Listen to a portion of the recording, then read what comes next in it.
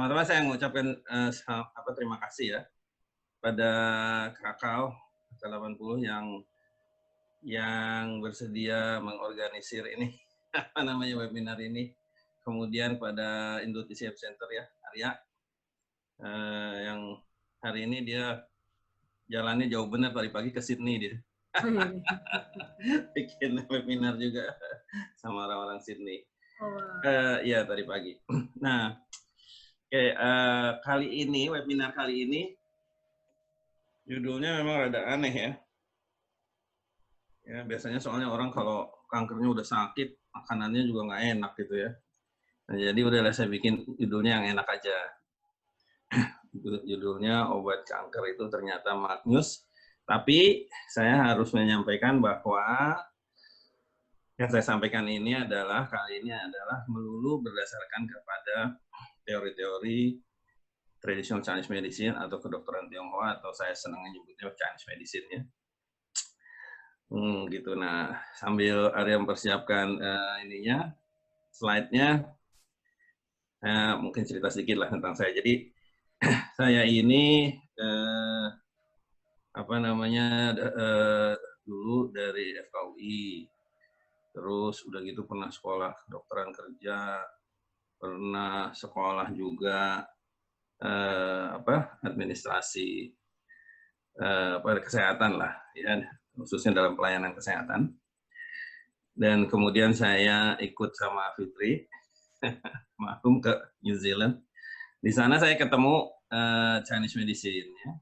Saya ketemu Chinese medicine. Jadi saya sekolah dari tahun 2006 sampai 2008, kemudian saya pergi ke Tiongkok tahun 2010, dan kemudian pergi lagi tahun 2014. Nah, saya mulai sebagai seorang akupunturis, kemudian saya lebih jauh lagi, lebih dalam lagi. Kemudian saya belajar herbal juga, tapi kemudian sejak tahun 2016 saya menjadi food therapist, jadi traditional Chinese medicine atau TCM food therapist. Jadi saya mengobati orang dengan makanan, ya, melulu dengan makanan. Jadi saya mengobati orang itu sudah dengan makanan, dan itu tunggal gitu. Jadi maksudnya saya nggak pakai yang lain-lain kecuali makanan aja gitu ya. Ya, tidak banyak orang yang mendalami metode yang satu ini, yang merupakan salah satu cara di dalam Chinese medicine. Jadi ada macam-macam, ada sup jarum, akupuntur, ada herbal. Ya, Arya nih master dalam herbal nih. Nah, ya, dia dulu sekolah di Tianjin dekat Beijing sana lah, untuk masternya. Kemudian ada yang pakai pijat ala TCM namanya Duina, ya. Kemudian ada yang pakai Qigong, jadi Qigong itu juga bisa ngobatin. Ada sekarang disebut sebagai medical Qigong, ya.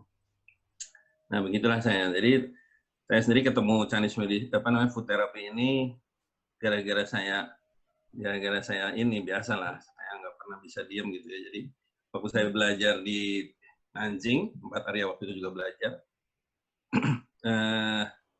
saya perhatikan orang sana itu makanannya kok khusus gitu ya. Saya perhatikan alat-alat untuk pengolahan makanan dan sebagainya, ya. Terus kemudian saya kembali ke buku, dan ternyata di buku itu ada semua, di buku yang merupakan rujukan utama dalam Chinese medicine. Coba ya, mana itunya ya? Kita mulai ke ininya aja. Yep. Kita mulai ke slide-nya ya.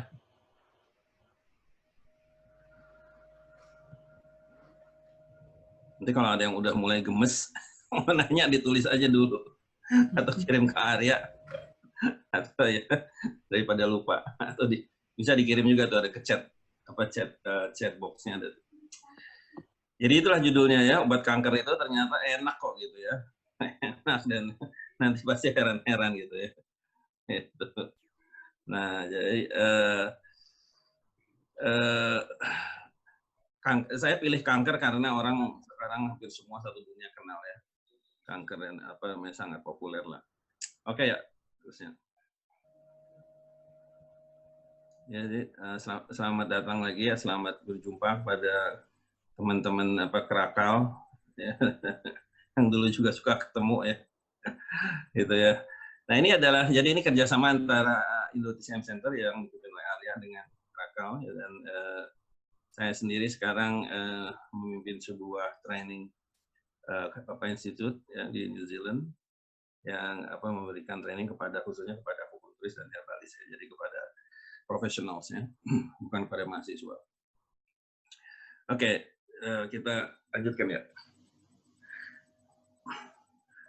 Nah, tadi saya bicara mengenai kanker ya. Jadi kenapa dipilih kanker, karena ini salah satu selebriti dunia lah kalau boleh dibilangnya.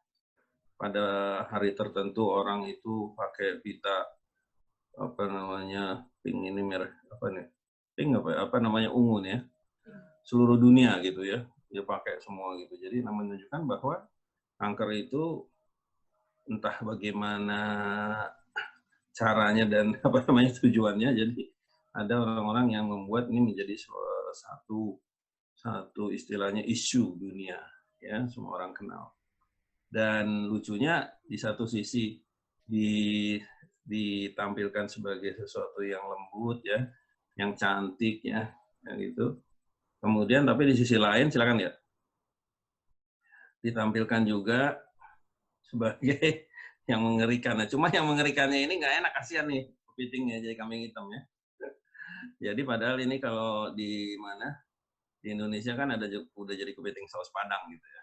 Tapi sama orang-orang yang bikin kampanye kanker ini jadi logonya gitu ya, kasihan juga dia ya, nggak dosa apa-apa malah enak ya dijadiin logo dari kanker ya, karena katanya akar-akarnya itu seperti cakar-cakar kelincing gitu ya. Kepiting, sorry. Terus ya, nah sebenarnya kalau di dalam kedokteran Tionghoa itu yang disebut kanker itu gejala saja ya. Jadi sama aja kalau misalnya kita itu gatal-gatal hidungnya gitu ya, sama aja kanker juga itu sebuah gejala aja ya. Karena penyebabnya itu tidak di situ. Jadi kalau misalnya ada orang kena kanker rahim gitu, nah itu penyebabnya bukan di rahim situ. Kena kanker payudara, penyebabnya tidak di situ dan sebagainya. Ya itu harus dicari penyebab. Jadi itu cuma gejala aja. Sama kayak orang pilek gitu ya, sama kayak orang sakit kepala, pusing, masuk angin gitu aja. Di dalam kedokteran Tionghoa ya.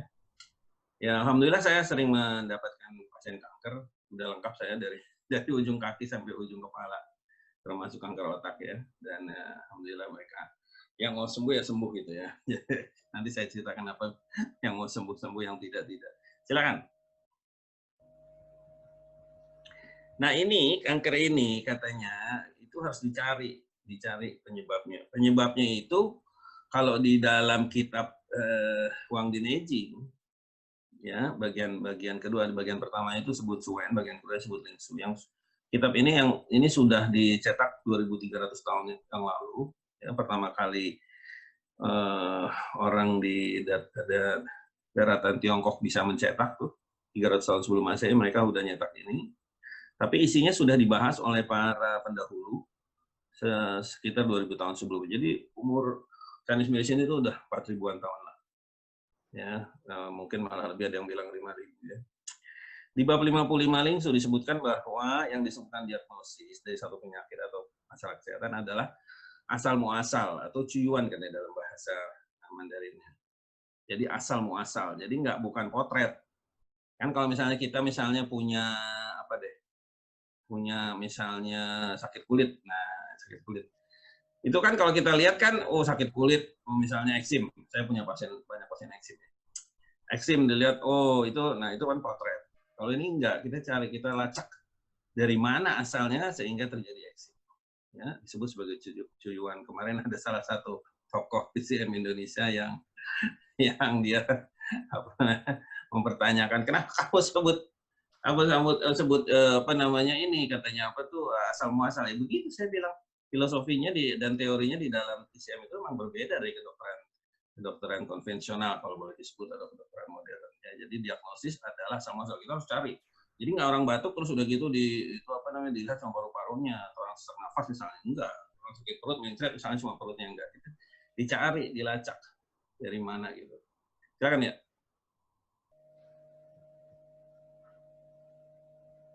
Nah, kita tahu semua ya perjalanan kanker ya. apa namanya, kemana gitu ya. Kalau orang kalau udah kanker itu kalau di Indonesia masih lumayan lah ya.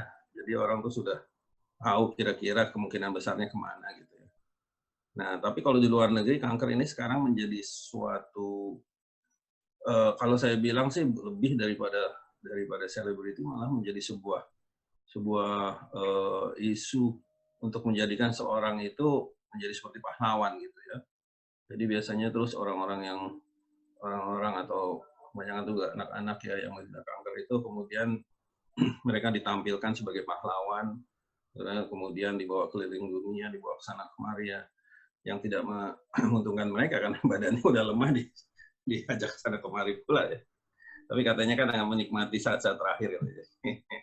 Ya gitulah caranya ya. Nah, kalau kita masih mending lah kita terus ada yang apa istilahnya lebih kepada hal-hal yang sifatnya spiritual. Nah, inilah yang terjadi pada kanker. Tapi apakah begitu menyeramkannya ya? Perjalanannya sudah apa mengerikan dan obatnya juga mengerikan, apa namanya, mengerikan, menderita gitu ya. Gitu. Silakan. Ayo terus ya. Nih, selamat sore pada yang baru datang nih. Ada beberapa nih menyapa saya. Terima kasih. Assalamualaikum. Waalaikumsalam. Nah, ini saya pendek aja sore ini karena saya kepengen dapat pertanyaan yang banyak gitu ya. Jadi terapi kanker ataupun penyakit lainnya, itu kan kita mencari kesembuhan, untuk kesembuhan. Jelas dong, kalau ada orang cari pengobatan, walaupun di klinik saya dulu ya, kalau sekarang tuh udah jarang. Dulu saya menemukan pasien-pasien yang datang bukan untuk sembuh gitu. Aneh ya, tapi nyata gitu. Mungkin ini bagus nih buat penelitiannya teman-teman di psikologi yang mau ngambil S3 gitu. Saya kebetulan saya dulu peneliti, jadi saya suka wawancara gitu orang-orang ini, dan beberapa orang tuh akhirnya ketahuan gitu, dia datang tuh bukan untuk mencari kesembuhan, tapi mencari yang lain. Nah, definisi sembuh itu apa sih gitu kan? Kalau di dalam Kamus Besar Bahasa Indonesia, kita semua tahu, kalau yang punya itu silakan, kalau yang dengerinnya di rumah. Ada itu disebut, sembuh adalah kembali sehat. Nah, kalau di dalam buku rujukan utama daripada Chinese Medicine di bab 5 dari bagian pertama, yaitu Suwen, buku Suwen, disebutkan bahwa sembuh itu adalah kembali sehat. Gitu. Kok hilang nih ya?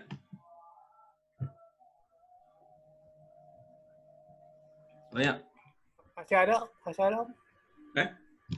Enggak ada. Di Omnya hilang. Oh, coba ulang lagi. Sebentar. Oh, udah muncul lagi. Ya, muncul lagi. Oke ya, itu lagi ya, balik lagi ya. Oke. Ya, tadi mesti digoyangin. Nah, di bab 5 di Suwen itu disebutkan bahwa namanya sembuh adalah kembali sehat dan tanpa obat. Ya, ini bab 5 ini judulnya penjelasan mendalam mengenai menghargai kehidupan dan cara menjaga jasmani. Nah, itu ya. Oke, kita lanjutkan terus. Nah, kita perujukan utama daripada Chinese Medicine ini ya, yang judulnya adalah Huang Dinejing atau Kaisar Kuning ya, itu menegaskan bahwa seorang praktisi TCM, misalnya sama Arya baru bikin ya, khusus webinar untuk para praktisi ya, harus mampu menemukan diagnosis yang tepat. Nah, jadi asal daripada penyakit itu harus mampu ditemukan ya, harus katanya. Dan diagnosis yang tepat itu harus berdasarkan data yang lengkap. Nah, ini yang sebenarnya merupakan sebuah apa ya kalau saya bilang ya, sebuah pernyataan yang menggugat orang-orang yang menuduh bahwa yang namanya Chinese medicine itu adalah tebak-tebakan gitu. Ya, memang mungkin ada ya orang-orang yang mengaku sebagai praktisi TCM, tapi dia tidak mengumpulkan data gitu. Tahu-tahu datang, oke deh sakit kepala ditaruh apa namanya jarumnya di kepalanya. Oke, sakit pundak ditaruh jarumnya di pundaknya. Sakit perut taruh nggak begitu ya. Harus dikumpulkan dulu data yang lengkap. Ya. Jadi penata-laksanaan terapi dalam Chinese medicine itu sama sekali bukan tebak-tebakan. Ya, bukan berjudi dengan nyawa pasiennya, tapi harus betul-betul terencana, harus rapi, dan juga berdasarkan data yang valid, yang sahih. Gitu. Jangan ya. Oke, nah biar enak, saya selalu menampilkan kalau saya bilangnya ini dongeng klinik gitu ya. apa namanya, cerita dari klinik. Jadi saya punya 2 orang yang ini sebagai contoh aja. Ya, yang dua-duanya punya kanker. Yang satu adalah seorang mantan akuntan asal Singapura ya, udah 60 tahun umurnya, udah dioperasi, perutnya udah dipotong, livernya udah dipotong sebagian. Dia itu diagnosisnya adalah kanker saluran cerna atau bowel cancer. Di New Zealand ini banyak anehnya ya, makanannya bagus-bagus, tapi kok orang dengan bowel cancer ini banyak. Saya juga nggak ngerti. Nah, setelah saya periksa secara TCM, diagnosis TCM-nya adalah limpa yang ditekan oleh beban kerjanya waktu dulu dia tinggal di Singapura. Jadi dia pindah ke New Zealand, saya lupa mungkin sekitar 10 tahun ya. Dan dia di Singapura, di New Zealand itu bekerja sebagai seorang manajer dari rumah-rumah yang disewakan gitu. Jadi dia mengurus segala macam keperluannya itu ya. Nah, kalau di sana dulu dia sebagai akuntan ya, pasti sibuk sekali ya di Singapura ya. Dan kemudian setelah saya temukan diagnosisnya, itu saya resepkan dia untuk makan ubi cilembu. Gitu. Ubi cilembu dia makan tiap hari, setelah 2 bulan ya, dia datang seminggu sekali. Dia cerita bahwa kemoterapinya itu yang sudah berlangsung 2 kali, kan kemoterapi itu biasanya 6 kali. Yang sudah berlangsung 2 kali itu di-stop sama dokternya, sama onkologisnya. Saya heran juga gitu ya, saya bilang kenapa, dia nggak tahu, dia bilang gitu. Akhirnya saya bilang gini, oh mungkin karena laboratorium kamu hasilnya bagus terus. Ternyata iya, dia bilang. Rupanya dokternya ini sekali ya, kalau saya bilang itu seorang dokter yang sangat logis ya. Udah nggak ada sel kankernya, masa mau dikasih kemoterapi yang begitu dahsyat. Jadi di-stop sama onkologisnya. Ya, cuma inilah orang Asia nih.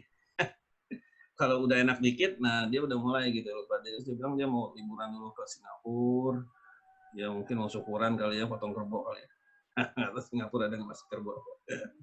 Nah, terus kemudian dari situ ke anaknya yang tinggal di Australia gitu ya, udah bilang oke gitu, tapi dia nggak pernah balik lagi. Padahal menurut saya itu alat dalamnya itu belum kuat sekali, sayang sekali ya pengobatannya. Jadi mungkin ya kalau saya bilang prosesnya itu baru selesai mungkin 60-70%, dia udah nggak lanjutan, saya nggak bisa apa-apa ya. Nah, yang kedua adalah kasus kanker kulit pada seorang orang bule nih ya. Umurnya sekitar 50-an tahun, bodohnya tegap, kayak Mike Tyson gitu. Nah, saya lupa dulu pekerjaannya apa ya, pokoknya tegap. Nah, udah pernah dikupas kulitnya itu di sekitar mulutnya sini, karena dia didiagnosis melanoma ya. Dan kemudian dia menunggu untuk dilakukan bedah besar lainnya. Jadi katanya rahangnya itu mau dibedah lagi katanya. Saya temukan dalam diagnosis saya itu secara TCM ya, ada paru-paru yang lemah, yang sangat lemah, yang kosong, yang terjadi karena rasa duka yang lama. Ya. Nah, jadi dia itu seorang anak angkat gitu. Padahal orang tua angkat itu baik sekali, tapi umur 10 tahun dia diberitahu bahwa dia seorang anak angkat, kayaknya dari bayi kayaknya. Dan dia sangat sedih. Nah, kalau paru-paru itu kalau grief ya, sedih mendalam tuh dia tertekan. Nah, sejak saat itu dia sedih. Jadi 40 tahun dalam kesedihan rasa duka ya, duka yang mendalam. Kemudian umur 20 dia mencoba menemui ibunya. Ibunya cuek aja gitu. Itu tambah sedih lagi dia. Ya, dan saat itu dia mulai ada gejala-gejala ya. Nah, lalu saya resepkan lobak. Di sana namanya parsnip. Ada 2 jenisnya, ada turnip, ada parsnip. Saya kasih yang parsnip. Saya parsnip, dalam waktu 3 bulan dinyatakan oleh dokternya bahwa tidak ada lagi sel kanker itu di mukanya. Gitu ya, alhamdulillah ya. Gitu ya. Nah, jadi kelihatan ya, dari kulit, tapi itu dari paru-paru. Gitu. Ya, dan di Chinese medicine ya nggak berarti kalau saya bilang itu kalau misalnya kita lakukan sebuah penelusuran, itu nggak akan terjadi kanker di kulit muka tuh mukanya dikasih jarum 100 biji, nggak ada ya. Harus dicari penyebabnya. Makanya namanya itu diagnosis itu bukan potret, diagnosis itu asal muasal tujuan. Silakan ya.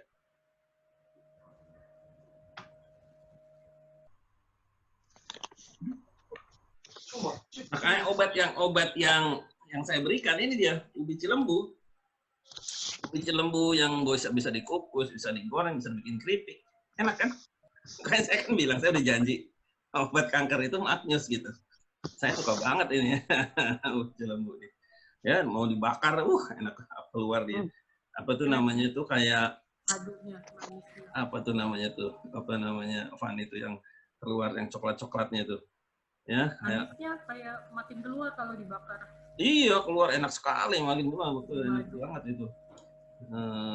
Terus ya, yang satu tadi kan saya kasih ubi, yang satu saya kasih lobak. Nah, lobak itu bisa dibikin ini soto Bandung. Gitu. Jadi saya sudah pakai ini soto Bandung sebagai obat. Jadi saya di mana di New Zealand saya memperkenalkan ini gitu. Saya dapat rencana ini pariwisata nih. saya kasih sama pasien-pasien saya, kamu bikin kayak gini dikasih kedelai, kasih bawang merah, kasih ini tuh. Dan mereka ya, jadi soto Bandung. Nah, ini tentunya ada dosisnya ya. Dosisnya berapa, kapan dimakan dan sebagainya. Silakan, ya.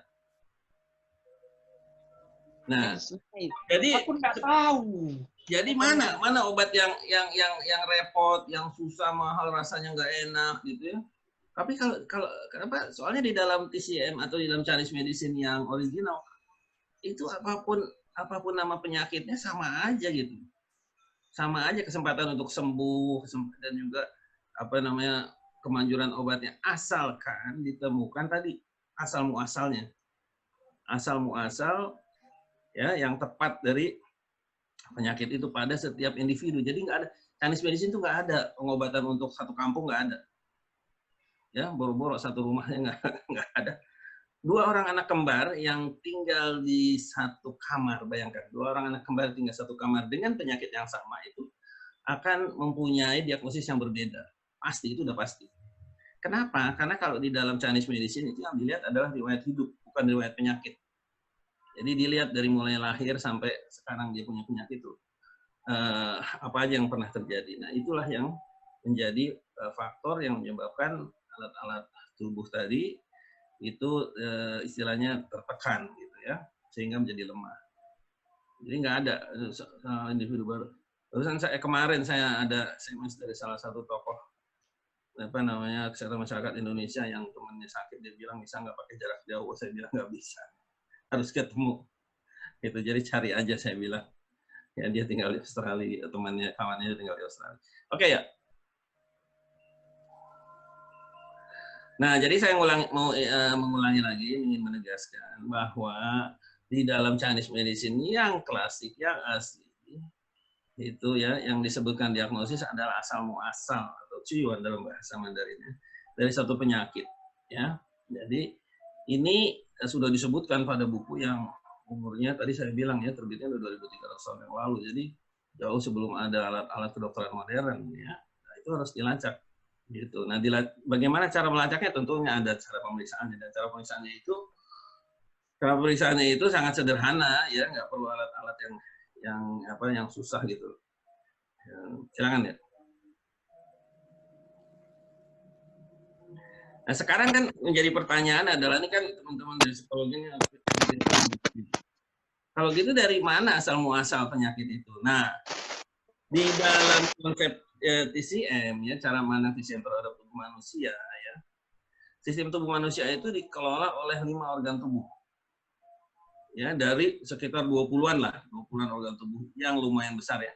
Yang 5 itu dia menjadi pengelola utama. Paru-paru, jantung, liver, limpa dan ginjal. Ya. Dengan timnya, ada satu masing-masing punya timnya gitu. Tapi yang 5 inilah yang dia menjadi pengelola utama. Nah, penyakit itu adalah jika salah satu dari 5 organ ini terganggu sehingga akhirnya mengganggu seluruh sistem ya tubuh. Saya kemudian menyebutkan ini nggak ada di buku aslinya, ini saya bikin nama sendiri aja terus terang. Jadi kalau sama ahli TCM lain yang lebih jago jauh lebih jago dari saya, mungkin dia bingung ini. Kalau misalnya bilang saya dengar dari Sony ada top managers, nggak ada gitu. Memang nggak ada. Cuma saya bilang itu aja supaya lebih gampang dipahami. Jadi kelima organ tubuh ini menjadi semacam top managers lah dari seluruh organ lainnya yang bekerja sama dalam mengelola seluruh sistem tubuh manusia.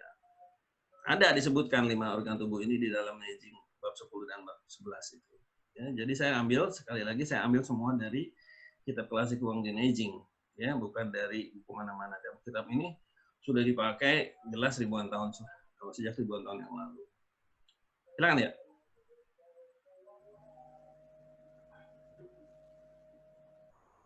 Nah, kelima organ ini tadi paru-paru, jantung, liver, limpa, dan ginjal, mereka mempunyai fungsi yang khas masing-masing.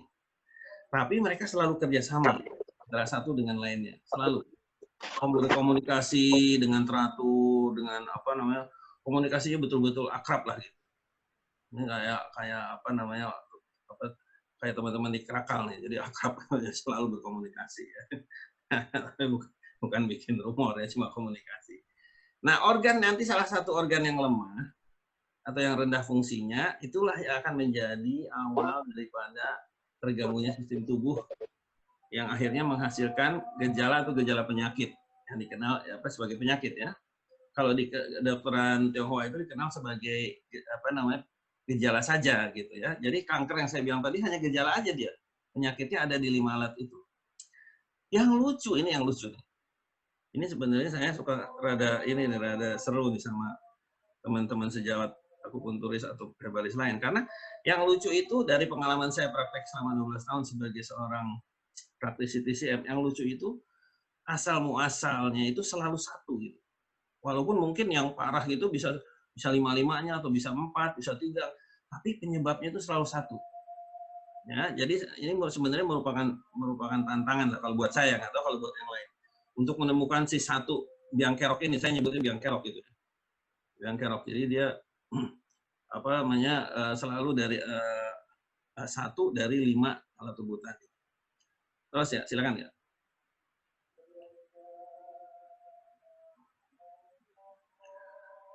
Ya, terus ya. Nah, kalau sudah ditemukan diagnosis tadi yang merupakan asal muasal, terus teknik apa yang bisa menyembuhkan kan gitu pertanyaannya juga. Apakah jarum, apakah herbal, apakah yang lain? Silakan.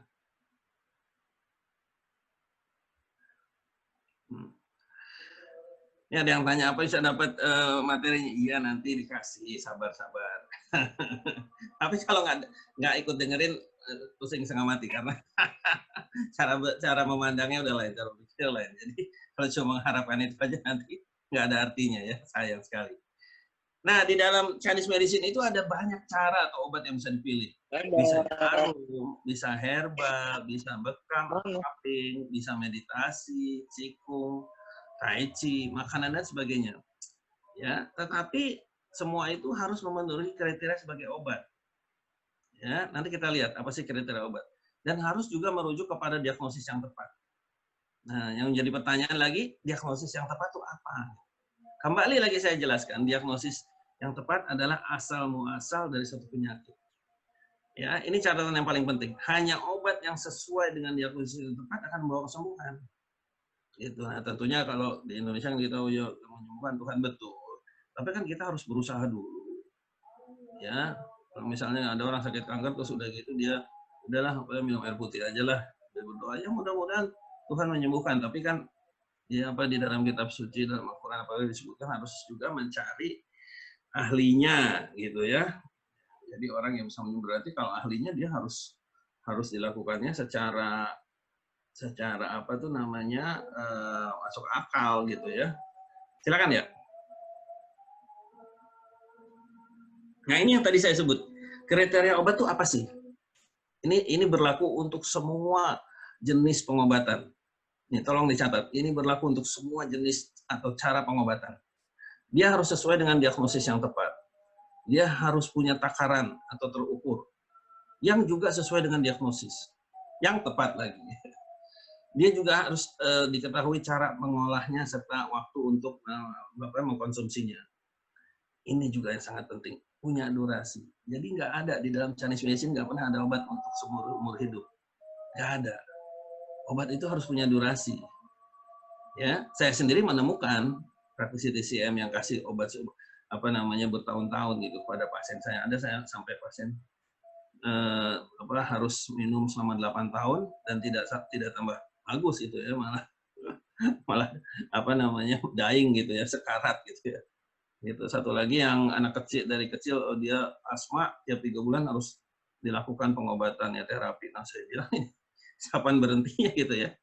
Alhamdulillah setelah saya lakukan pengobatan 3 tahun setelahnya dia sama apa namanya setahun lah, mulai setahun setelah berobat sama saya tidak pernah dapat serangan asma lagi dan kemudian saya evaluasi lagi 3 tahun kemudian sama sekali tidak pernah ada serangan. Nah jadi dia harus punya durasi. Kalau obat itu dimakan atau diminum itu seterusnya itu sebenarnya bukan obat. Kalau saya bilang itu sebenarnya kayak semacam snack gitu ya, makanan tambahan gitu ya. Harusnya dia harus punya durasi gitu dan ini berlaku loh. Ini kalau ada yang punya bukunya apa Profesor Iwan Darmawan itu yang hijau itu farmakologi dan terapi itu ada disebut itu ya jadi nggak ada obat itu apa namanya yang terus menerus itu dan karena itu harus ditemukan diagnosisnya. Kalau diagnosis nggak ketemu ya yang diobati bukan penyebabnya mungkin gitu. Silakan ya. Nah, kembali lagi kalau orang yang sakit dia nyari apa? Jelaskan dia nyari kesembuhan. Nah, di dalam TCM ditegaskan bahwa kalau sembuh itu nggak perlu obat lagi sama sekali, cukup dengan menjaga gaya hidup seperti makanan yang apa namanya yang benar ya, cukup makan kalau istilahnya dalam buku Neji itu, cukup istirahat dan bisa menstabilkan emosi, ya, menstabilkan emosi. Jadi cukup itu aja orang udah sehat bisa mencapai 100 tahun katanya buku Neji. Ya, silakan ya.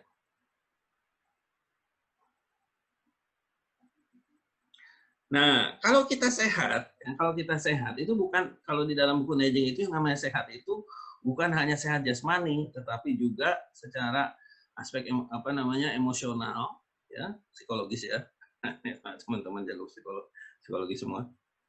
Itu juga harus bagus. Seperti anak-anak kecil ini kan, dia gembira sekali kan, ya nggak peduli dia itu apa namanya mau pakai celana panjang, celana pendek, atau nggak pakai celana, gembira aja gitu. Nah itu yang disebut sehat. Kalau saya sekarang malah menyebutnya sejahtera gitu. Jadi dia tenang gitu. Jadi nah karena kalau ukuran saya, jadi ini sebuah istilahnya itu apa ya ikhtisar ya. Zaman dulu saya pakai bahasa zaman dulu, zaman saya sekolah.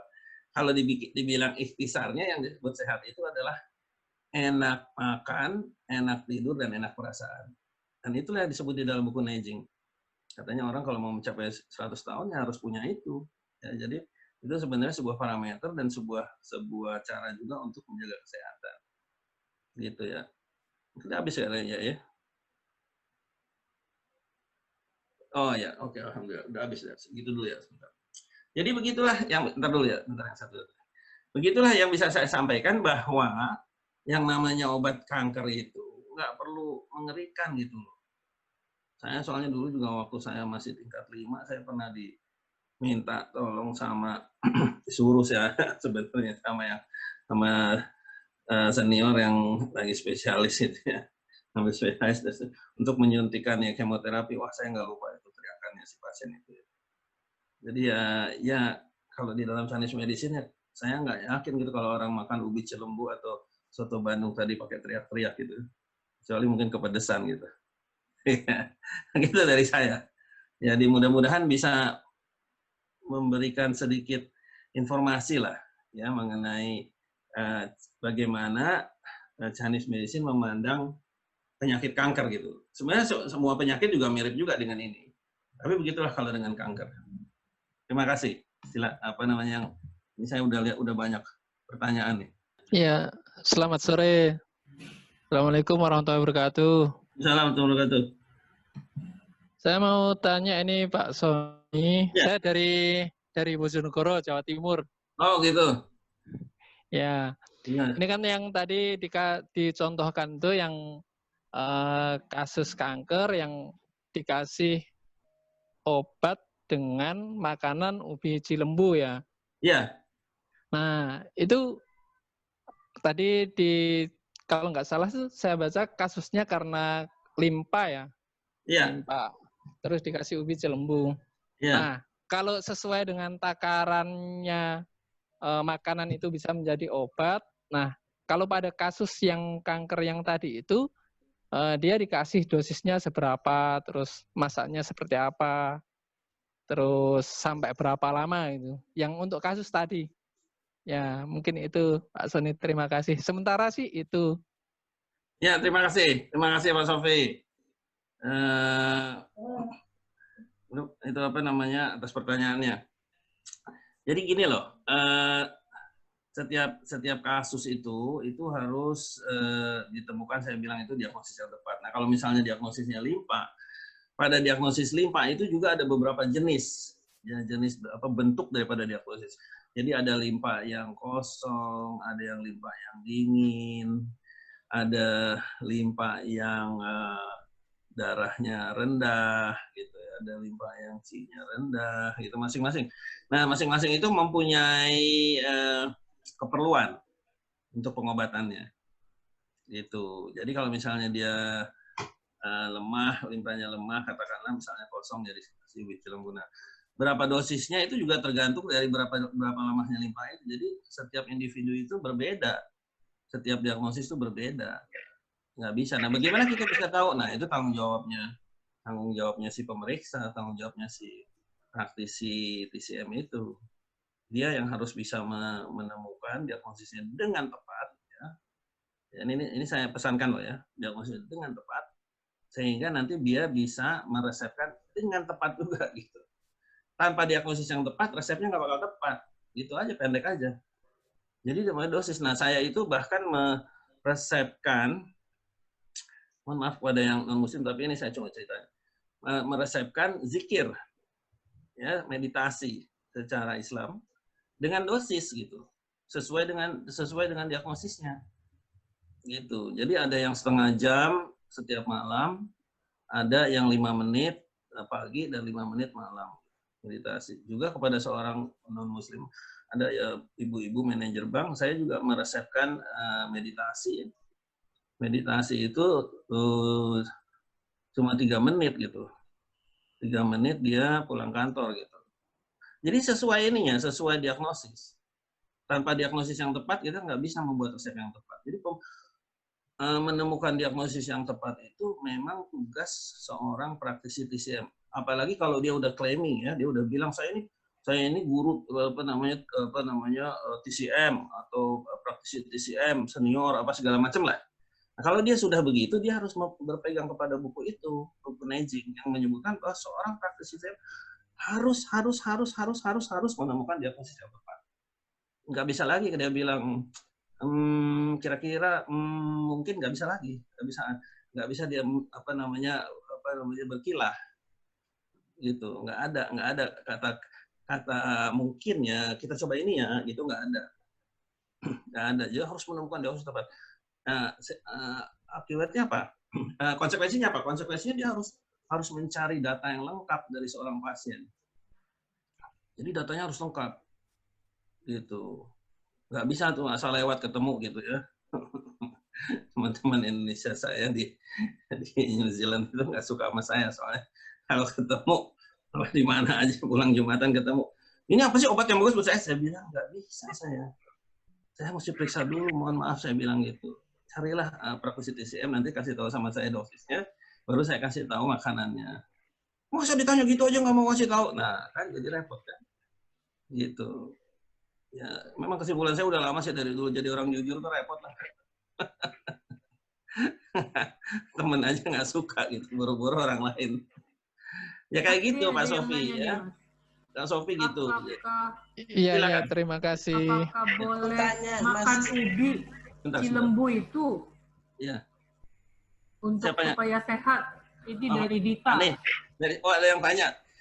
Enggak, kalau makan aja boleh, tapi tidak bisa menjadi obat. Enggak boleh, mau makan bayam boleh, makan lobak boleh, nggak ada, itu bagus semua itu makanan. Dan Indonesia ini luar biasa, mempunyai apotek hidup yang terlengkap di dunia. Saya kalau lagi di Indonesia ngeresepin orang tuh cincai aja, daun singkong belakang rumah, daun pepaya samping rumah. Benar, saya kan apa istilahnya punya retreat ya, grup retreat. Jadi Jadi sekelompok orang, pernah saya mengobati 9 orang guru-guru SD di Tuban, bayangkan coba, yang menabung selama 1 tahun hanya untuk ketemu saya, coba bayangin Tuban itu. Guru SD loh, SD negeri, bukan SD swasta di Jakarta. 1 tahun mereka menabung, akhirnya ketemu saya ketemu memeriksa mereka selama 3 hari dan juga sambil memberikan introduksi lah mengenai TCM. Ada salah satu ini yang udah tua nih, peserta itu udah 65 tahun yang sudah batuk selama 45 tahun. Batuk, bayangin batuk 45 tahun apa nggak seru itu. Jadi dia kalau selalu bawa kantong kecil buat dahaknya dan setiap dia buka mulut dia mesti batuk. Katanya juga dalam tidur dia pun batuk. Dari mulai remaja 19 tahun apa gitu. Iya, ngelihat itunya aja ngelihatnya udah. Nah, akhirnya setelah saya periksa 2 kali, saya ketemu hari pertama saya periksa 2 kali itu. Saya bilang, wah ini dari jantung nih, saya bilang. Terus saya tanya sama itu rumah yang dipakai sebagai ruang kelasnya itu. Ada daun pepaya nggak sini? Wah, ada Pak, di belakang rumah katanya. Udah kan. Udah tolong rebusin, saya bilang gitu. Terus saya kasih tahu dosisnya, dia makan. Ya, makan 2 kali hari itu, terus besok pagi sekali. Sepaginya waktu dia datang itu batuknya tuh hampir nggak ada gitu. Semua orang di kelas itu, ada 9 orang kan, pada ngeliatin dia aja. Saya ingat sekali itu cerita. Sampai saya sendiri juga ketawa. Terus dia akhirnya tahu gitu kalau dia tuh diliatin orang. Terus dia tanya, kenapa sih semua liatin saya? Enggak, kita lagi nungguin dari tadi. Ibu kok batuk-batuk katanya. Coba bayangkan, 45 tahun batuk hanya dengan daun pepaya berkurang. Emang belum selesai sih gitu ya. Tapi itu kan luar biasa, dan obatnya di mana? Obatnya di belakang rumah gitu. Coba, di belakang rumah obatnya. Gitu kan? Nah, kadang-kadang saya suka bercanda gitu. Saya bilang ini saya mau bungkusin, ditaruh plastik, saya kasih merek daun pepaya manjur mandraguna gitu ya. Dari Dr. Sony terus dijual. Ya, jadi Indonesia itu luar biasa, luar biasa. Saya kemarin ada pasien juga itu daun pepayanya habis. Saya punya daun lain, terus saya rasa, ini rada pahit-pahit juga nih. Udah dimakan ini. Ya udah jadi gitu. Apa aja ada. Palu gada kan kalau istilahnya kan. Apa lu tanya gue ada gitu kan. Luar biasa Indonesia gitu. Tapi yang penting itu bukan obatnya, bukan daunnya, bukan ubinya, bukan apanya. Ya, karena orang tuh kalau udah ngomong, ini saya punya daun ungu. Saya bilang, ini jangan-jangan yang bikin band ungu itu ya. Daun ungu kan. Enggak, yang penting itu diagnosisnya. Kalau tanpa diagnosis yang tepat, itu kita ibaratnya tuh nembak burungnya ada di sebelah utara, nembaknya ke selatan. Mau dapat apa? Dapat ngetop aja gitu kan, keren bisa nembak gitu. Tapi nggak sembuh kan. Nah ini yang harus Nah ini yang sekarang saya sedang berusaha lah mengingatkan teman-teman praktisi TCM. Ayo kita kembali lagi ke buku Nejing itu yang merupakan buku utama nih, karena saya bicara gini ya karena teman-teman kan dari UI kan selalu berpegang kepada textbook kan. Ya kita kembali lah ke hitahnya, kita kembali ke buku utamanya gitu. Saya sendiri pakai buku itu di klinik saya punya 3 kopi kalau nggak salah ya. 3 atau 4 kopi. yang saya taruh di dekat tempat praktek saya, sehingga kalau saya pengen baca, pengen tahu lagi, saya langsung baca gitu. Baunya udah 7 rupa lah. Nah, tapi itu sangat bermanfaat. Ya. Silakan, ada lagi. TCM ini mirip dengan food combining? Enggak food combining. Ini siapa yang nanya nih? Yulia Sulaiman. Oh gitu.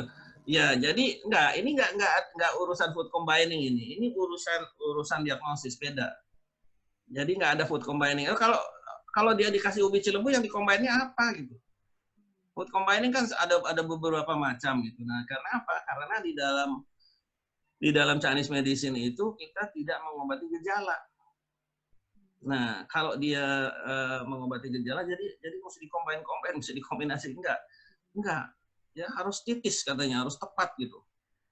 Jadi kalau meriksa itu ya setengah mati ya harus diakui gitu ya, tidak mudah. Tapi ya itu memang tugasnya di dalam Chinese medicine. Seorang praktisi harus tepat sekali gitu. Nggak bisa dia kira-kira ada 2 nih atau 3 nih yang ini organ yang kena. Nah, itu namanya masih berdasarkan sindrom, masih berdasarkan gejala, kumpulan gejala kan sindrom kan. Kita semua tahu lah. Namanya teman-teman dari psikologi tahu lah. Tapi kalau di Chinese medicine itu dia eksak gitu. Sangat eksak. Jadi kalau misalnya makan ubi, cilembu gitu, Mas, makanan lainnya bebas? Bebas. Ya, ada makanan yang dilarang, tapi itu nggak sampai sebelah jari tangan lah, artinya paling 1-2 biji yang sangat mengganggu nanti ya. Dan itu juga salahnya tuh kalau nggak dimakan juga orangnya nggak pingsan gitu.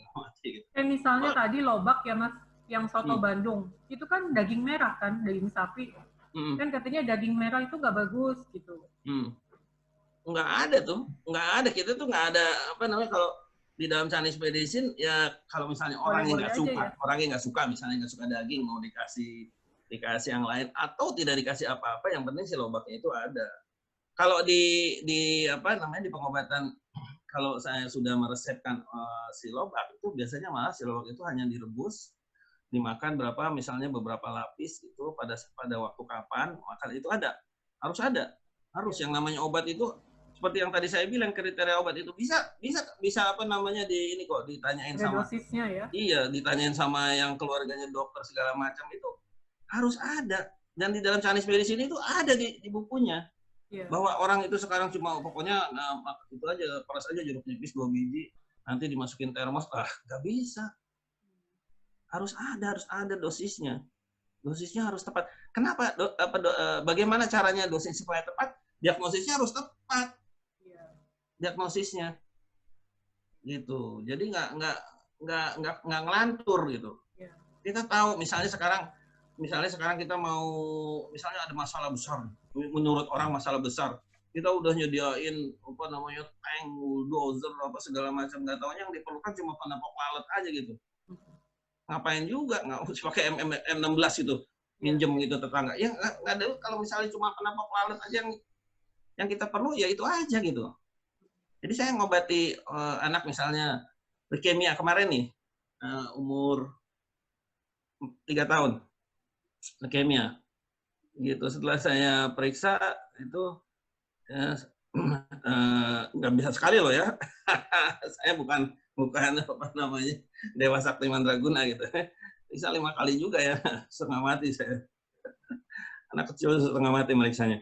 Akhirnya saya resepkan daun singkong, gitu, daun singkong, dan alhamdulillah gitu terjadi perbaikan gitu. Jadi dia tadinya HB-nya tuh suka tiba-tiba drop sampai 2,8 gitu, transfusi segala macam gitu. Jadi yang penting itu sebenarnya bukan daun singkongnya itu. Kalau nggak ada daun singkong bisa pakai yang lain gitu ya, misalnya ada pilihan. Jadi ini tadi menjawab juga pertanyaan Pak Sofi. Jadi bukan ubinya, bukan lobaknya, tapi diagnosis harus tepat. Saya rasa sama lah di setiap bidang ilmu ya. Yang psikolog kan juga kalau misalnya ada diagnosis ada anak misalnya hiperaktif, kan kita mesti cari tahu kenapa dia hiperaktif, kan nggak terus begitu udah ambil aja tali diikat gitu kan nggak. Kan nggak gitu.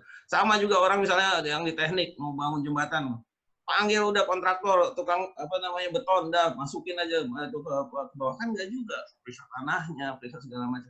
Sama Chinese medicine pun yang asli, yang original di dalam bukunya Wang Jinejing itu seperti itu. Cuma banyak orang nggak tahu kenapa ya, entah, mohon maaf ya, saya bukan menuduh ya, entah kenapa kok nggak ngomong seperti itu. Saya kalau lagi ngajar apapun tulis ya, itu sering saya lakukan di New Zealand dan di Australia. Itu saya bilang itu kalau misalnya Anda misalnya merasa itu nggak ada, berarti Anda harus baca lagi, gitu. Gitu. Jadi nggak terus udah gitu bilang itu Chinese medicine pokoknya. Saya pernah ketemu itu praktisi PCM yang udah jauh lebih senior dari saya. Semenit saya bisa tahu soalnya diagnosisnya oke. Saya bilang. Tapi akhirnya setelah dia lihat saya bisa menolong lah ya, saya bilang ya, orang kasus-kasus yang udah mission impossible. Jadi dia datang juga, kamu bisa nemunya itu di mana? Kan ada di buku, saya bilang. Terus dia berhenti nanya. saya berhenti nanya. Ya, jadi diagnosis itu sangat amat penting. Bukan cuma bermanfaat ya, tapi penting. Artinya apa? Kalau diagnosis yang tepat itu tidak ditemukan, apapun yang dilakukan meleset. Gitu. Dan itu terjadi pada saya ya. Waktu saya belajar awal-awalnya gitu juga. Wah, ini orang nih dari gayanya dilihatnya gini, ternyata salah. Gitu. Harus diperiksa dulu. Jadi saya udah nggak pernah lagi ngomong gitu. Saya kayak istilahnya menampar muka sendiri lah. Gitu. Mas, Jadi kayak pertanyaan gitu. lain? Silakan. Arfan Yuslam Sungkar. Bagaimana dokter menyembuhkan orang? Oh, ini ada yang mau tanya nih.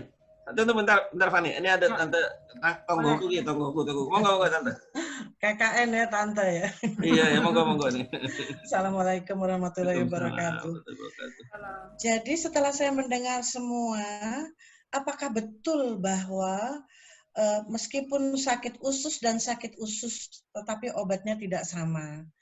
Jadi dokter melihat sebabnya apa, trauma apa yang telah dia alami yang lalu, apakah begitu? Itu satu.